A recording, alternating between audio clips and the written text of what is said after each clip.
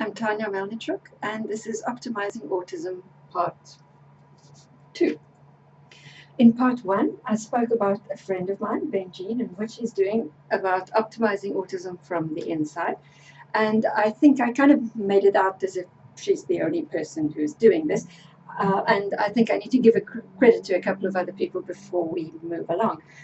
Um, What we're going to move along to, though, is to optimizing autism in terms of the bigger system. We spoke about optimization as being something that you do to a system to make all the parts work together well. We spoke about the inside of a person, and we're now going to start speaking about people within their community, people within their environment. So, as we move along, just some of the credits I said I'd do. Dr. Amy Yasko, Albert Mensah, Martha Herbert, Mark Hyman, Ben Lynch, and this guy, Austin McGee, he's totally unfamous right now. You wouldn't know who he is. This is an autistic guy who's really just put a lot of attention into understanding things about the autistic body, helping friends out, setting up an internet group to be able to offer advice about this as well, or rather, let's say, to share knowledge which is known already and to discuss this knowledge. So I kind of feel like I need to credit him. As far as the rest of the bunch are concerned, what often happens in this area is that clinicians, or let's call them clinicians, researchers, are looking into various ways of preventing autism, destroying autism, curing autism, healing autism. I think you'll recall from part 1 that some of us actually like some things about being autistic. We are not really seeking to be destroyed, to be healed, to be right. I think you get the picture. We're looking to optimize ourselves. We don't want stuff to go wrong. We don't want people to be born with a lot of difficulties. We'd like people to be born as healthily as possible. We'd like autistic people to have healthy lives and to be able to make something of their autism. But that doesn't only work with what's going on inside the body. It also works with what's going on in society. One of the curious things about following the advice of some of these people, okay, not Austin, the rest of the bunch, is often that this is done in conjunction with therapies which really don't help autistic people very much whatsoever. And I'd specifically like to contrast taking a look at traditional ABA, modern ABA there, and to point out that these are therapies which are funded in some countries. It's the only thing that the government will actually fund if you're autistic as treatment, which don't work whatsoever with the autistic way of thinking, with the autistic mind. They presume incompetence. They presume that you're dealing with somebody who's thick, who can't learn, who's got this learning disability, and if we do repetitive things and we provide rewards, then the person's going to start learning. If you're dealing with somebody who really is brain damaged, somebody who has really got violently difficult behavior, you need to look at the body for that. You need to take a look at pandas. You need to take a look at brain damage, which can happen from ion channel diseases and from inflammation and so on. We should be dealing with that with ABA. We should be looking at natural autistic ways of learning. And this phrase, autistic ways of learning, I have from a researcher by the name of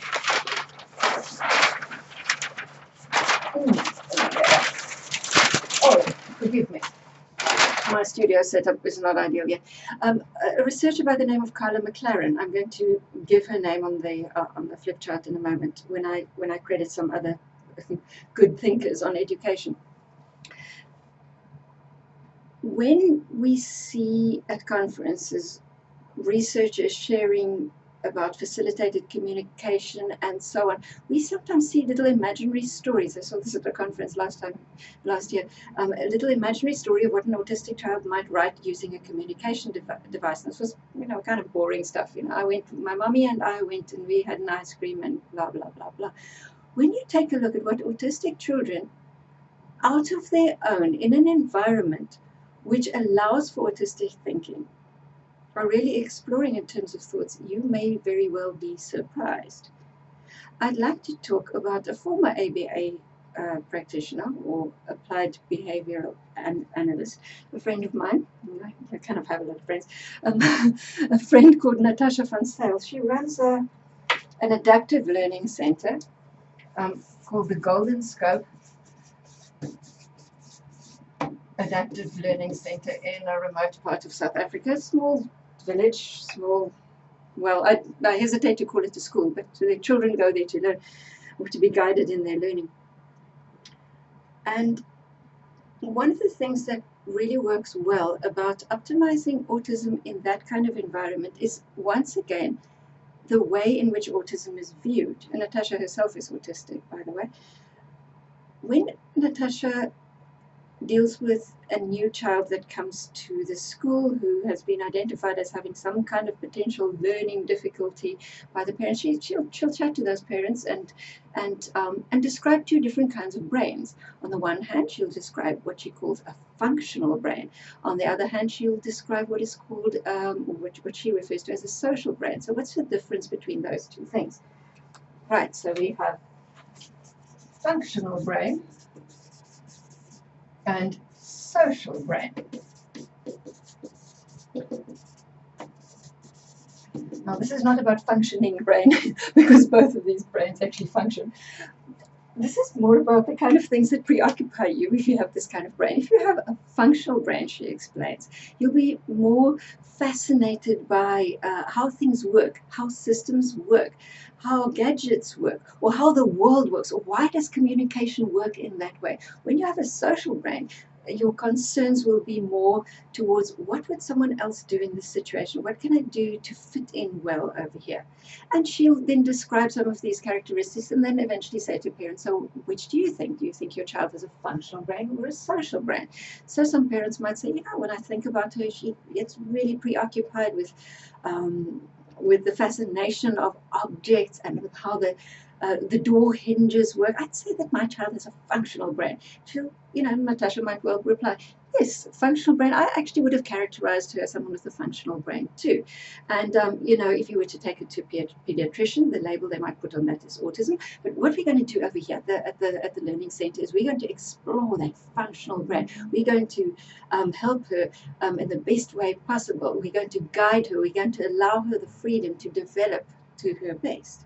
We're talking here about optimizing autism in a learning environment, in a children's environment. Now, some of what Natasha does in that learning environment as well is to rehabilitate children who've been harmed by ABA and other behavioral practices which are suboptimal, which don't optimize the autistic mind and the autistic way of doing things.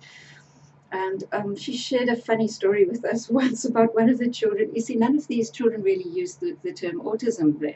Not that it would be a shame, but it would not really have much meaning to them. Well, one of these children who came from the ABA background, he'd heard this term autism. So she needed them to clean up or do something one day. And not all of the children speak, by the way, either. This particular child did. When she gave him the instruction or gave him the request, he said, no, he can't do this because he has autism. And she asked him, yes, that's very interesting, autism. What is that exactly? Oh, he said, I'm not quite sure, but I do know that it means that there's a lot of stuff that I don't have to do. Yeah, right, don't help this. We don't need to be like that if we're autistic. And I am talking about children, some of who have dyspraxia and who have great difficulties in movement. Not all of them speak. It doesn't mean that we have to be ashamed of who we are. It doesn't let us off the hook with certain things. It does mean that we're going to be developing the things which children are good at and allowing them the freedom and the space to explore that. And Natasha's always having to catch up with the children. So I mentioned earlier the kind of imaginary story that facilitated communication device sellers or whatever might think that autistic children are, are thinking about. When you take a look at the kinds of things that these kids at Natasha's school are talking about, it's always about things like the planets or the universe or something that's going to happen in the world. They see a great connectedness and they think it's really very important to look at these things. And here we often have autism characterized as people who are withdrawn and selfish and within themselves. They were asked, in fact, some of them were asked, why do you want to be at this learning center? Because some of them said that they're really passionate about it. We're talking about young children now. These are prepubescent children. And it was across the board. They said, because we want to change the world. Is that what we're mostly sending children to school for? Aren't we living in a world that could do with some changing? That's what we need to explore from the autistic mind. The autistic mind can offer us that, ways to change the world. If I'd learned systems thinking from someone like Danella Meadows, who great ecology systems thinker, provides learning materials for children as well, and for adults for that matter. She's deceased now, but she's left quite a legacy. If I'd learned about the connectedness of things, that things are not always black and white, it certainly would have helped me a lot, as being tended to be categorical and black and white thinking. The autistic mind, which does not categorize, which sees the interconnectedness of things, as a powerful force for change in a world which really does need to see connections. So, who can we be looking at for guidance about how to optimize autism in a learning environment? Here's one of my mentors, Amy Sequenza. She's a non-speaking autistic blogger, and she's contributed to a number of books. She's happy with her life. She has some severe struggles. She doesn't live on her own. She has epilepsy. She's somewhat spastic. She doesn't speak.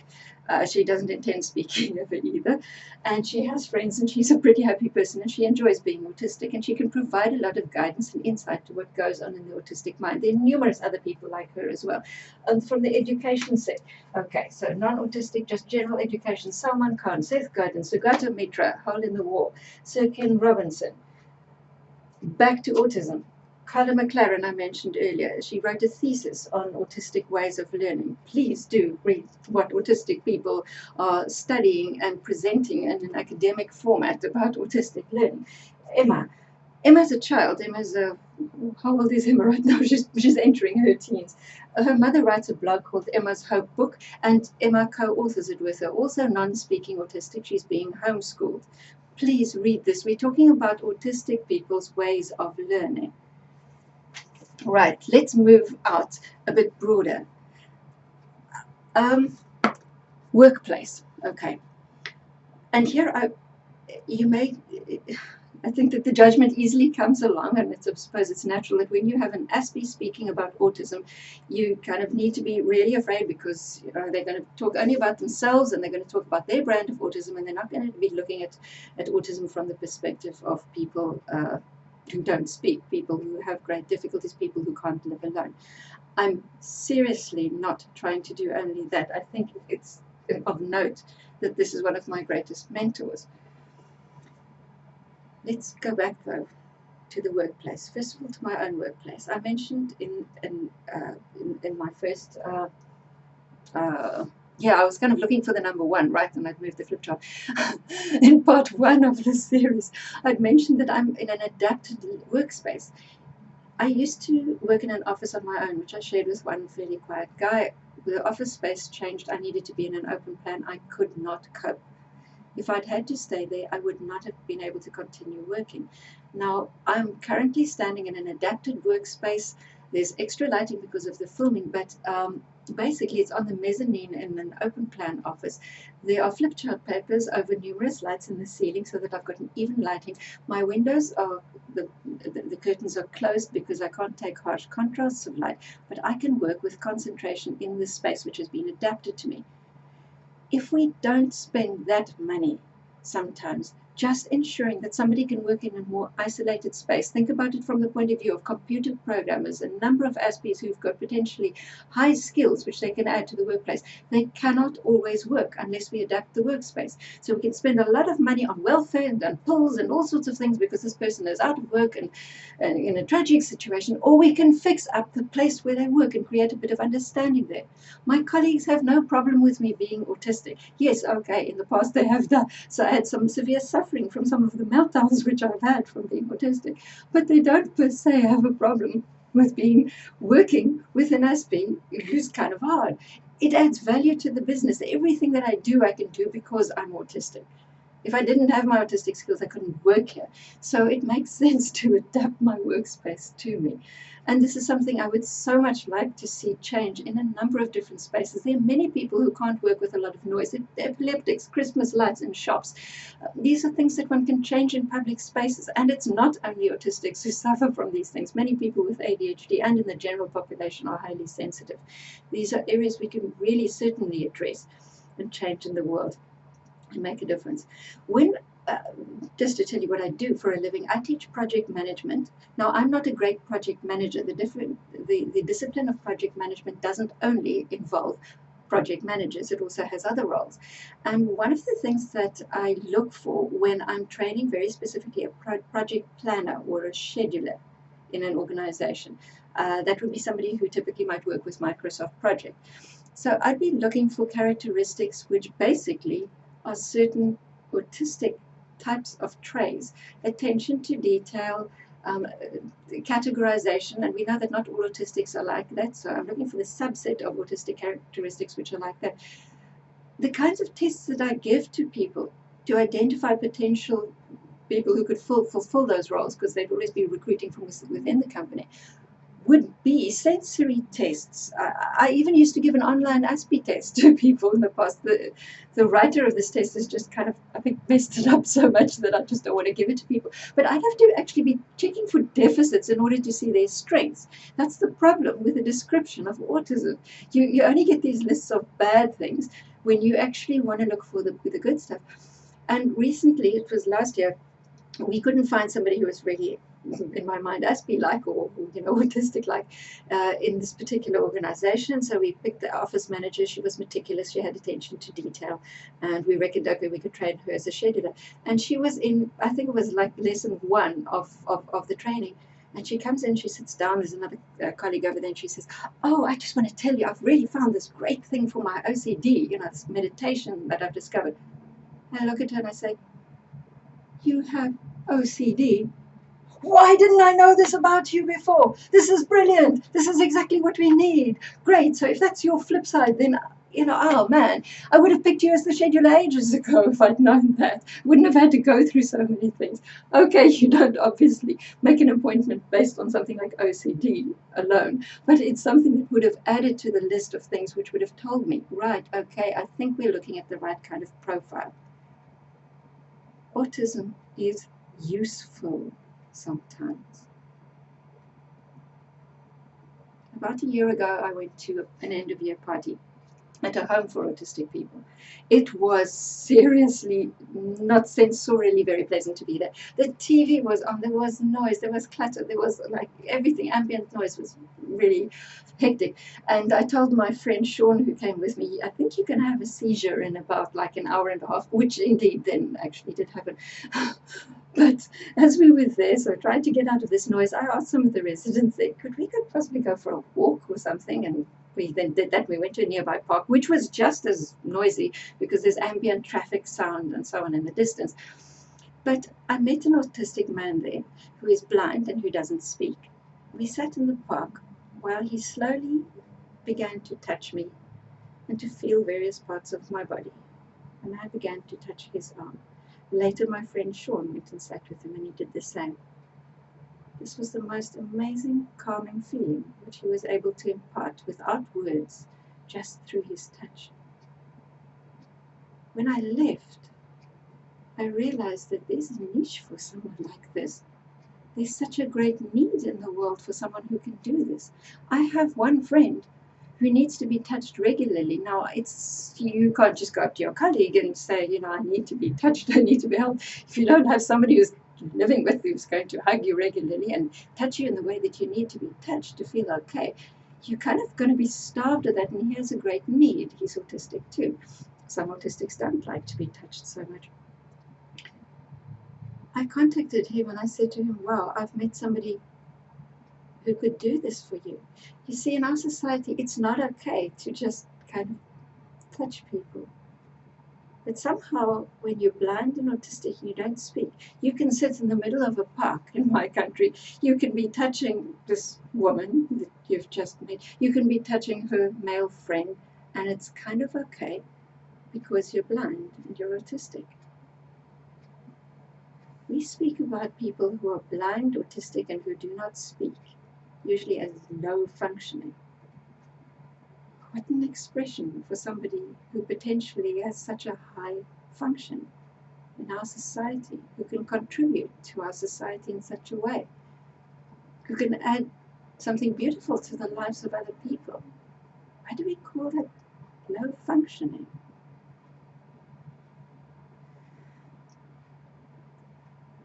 Not everybody is going to be independent. There's no independence in our world. I'm not independent. I live alone. I'm not independent. I had colleagues who set this up for me.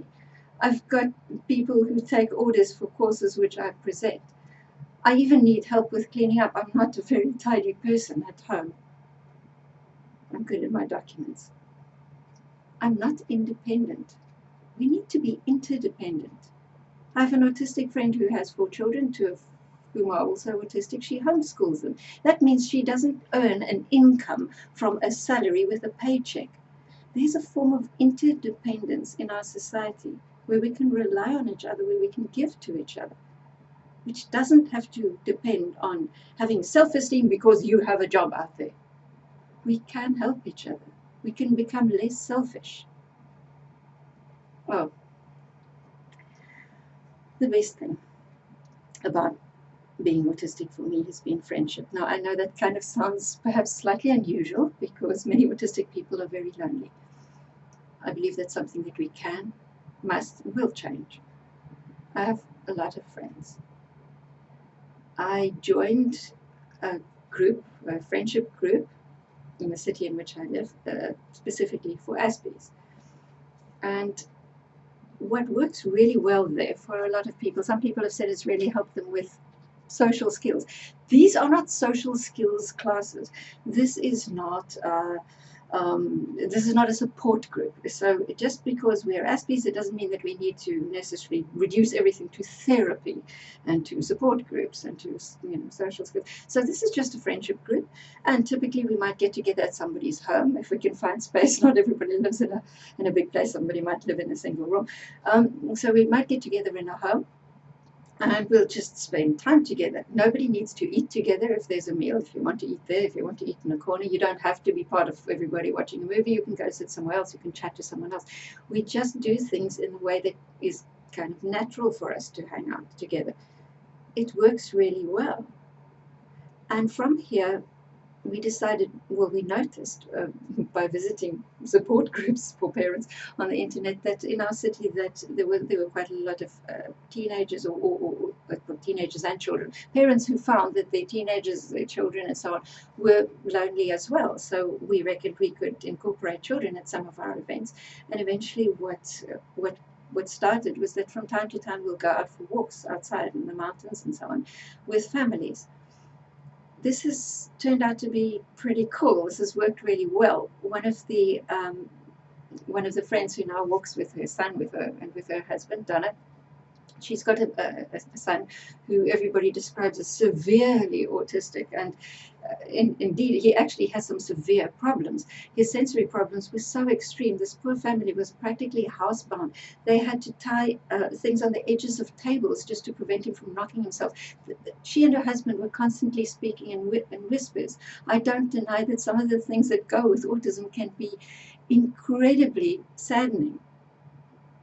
She's onto a somewhat different regime now. She's optimizing, his body as well, and his sensory problems are starting to be resolved. Right. So we went out, and she was so surprised that he ran about, that nobody's complaining about his behavior and so on. The thing is, we didn't actually notice that anything was odd about this behavior. With him, normally he would not want to go out, but somehow with the walls having been taken away, there was no protocol anymore of how you have to behave when you're inside.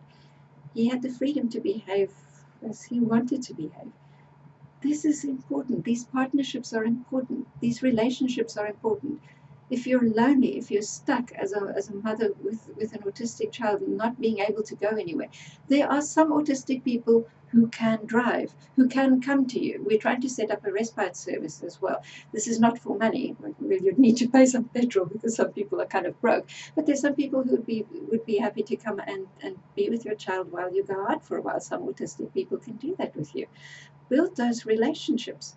there are numerous autistic adults who are very lonely. Just invite them over to come spend some time in your house. My friend Louise recently said, I don't want you to have, long conversations with me to dominate your space. I just want to be around when other people are around too, like the dog under the table, like the cat. We can do this for each other. We can build community in this way. Why does it always have to be, therapies and social skills that you have to build? Let's just kind of be friends, okay?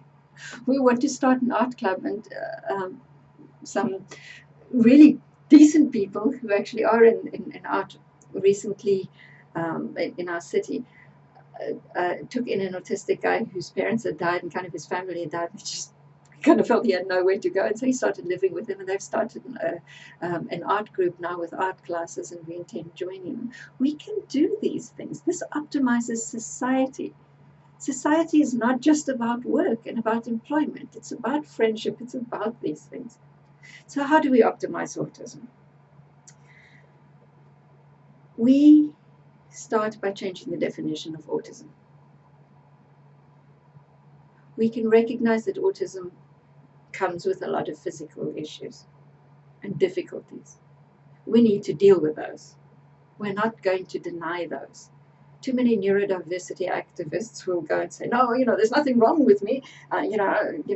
Don't tell me about any kind of special diet or anything like that. And autism isn't caused by this, and autism isn't caused by that. Well, okay, fine. So nothing wrong with you. Why are you taking pills? You can make your body work better. Really. And sometimes it takes going through some of these painful texts where you have to read all these horrible things, which a whole bunch of scientists have written about how terrible you are, how awful your autism is, before you can actually get to the stuff which is, oh, this is really useful, this magnesium over there, and okay, now I understand why my carbohydrates are working in this way. Read this stuff. Just shove off all of the negativity which you have to get through to get to the decent stuff. I'd really like to see, I must say, we will be writing guidelines for this, by the way, for researchers. I'd like to see researchers writing about autism in a somewhat less pathologizing way about who we are. Autism just this list of deficits the whole time. It's not just that. You have to be autistic on the inside to kind of know that there's something else to this as well. So start by changing the definition.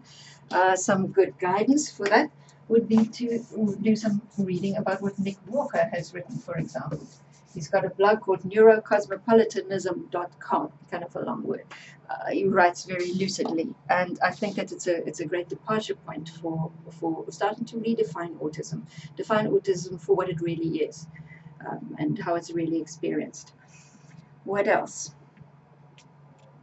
Every person is different. You're not going to necessarily optimize everybody in the same way. If you optimize me, I'm probably not going to be that great at mathematics. I can write some basic formulas and so on. I'm not good with mental arithmetic. My friend Sean, on the other hand, let me just show you something that he did. Give me a sec. This is my backpack. This zip here was broken to the degree that I thought I'd have to have it professionally replaced by some professional backpack fixing company. There is one in my city. Sean took one look at it. This was the night that we met. He's on a disability grant. He lives in a small wooden house with a yard.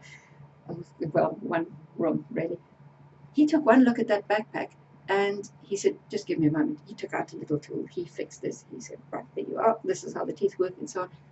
People are different. Optimizing different people is going to mean different things. Not everybody who is blind is going to see. That doesn't mean they don't have a use. Not everybody is going to work in an office. Not everybody is going to have a job that pays money. It doesn't mean that they can't make a contribution. We can optimize autism. It doesn't mean that everybody is going to speak. Speaking is highly unnecessary in some instances. We just need communication. We don't always need somebody to speak. We can optimize autism. When we do that, we optimize the world. You see,